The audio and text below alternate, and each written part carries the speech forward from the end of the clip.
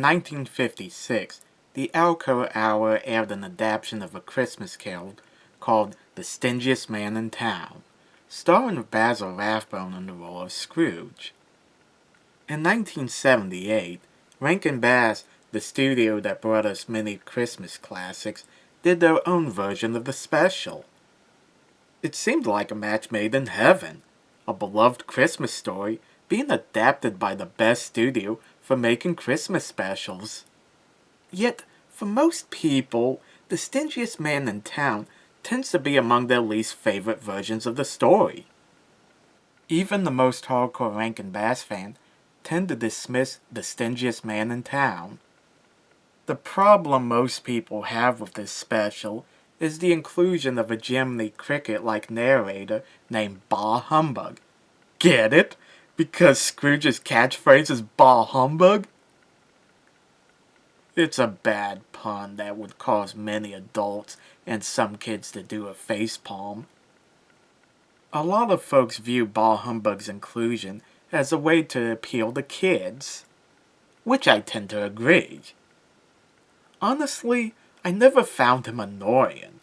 Part of that has to do with his voice actor, Tom Bosley, who played Howard Cunningham on Happy Days and also was the voice of David the Gnome.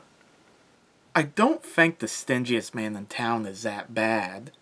It may be aimed at younger kids, but it never tries to dumb down the story. It manages to capture the creepy atmosphere of the story without being too scary for kids. I also give this special points for showing Marley while he was alive. Most specials don't do that. The songs aren't bad, but they're not as memorable as ones in other Rankin Bass specials. The one song that bothered me was the one where Mrs. Cratchit sings a song about Santa Claus to Tiny Tim. The song wouldn't be bad if it was in a different special. But this is A Christmas Carol, a story about a heartless old miser finding redemption after being shown the error of his ways. That's deeper than whether or not Santa is real. Lord's Bright Lesson from Mr. Magoo's Christmas Carol is a much better song because it deals with the Cratchit children longing for a Christmas dinner that's better than the one they have, and Bob Cratchit promising that someday they will, but they should be grateful for what they have. That fits with the story way better than a song about Santa being real.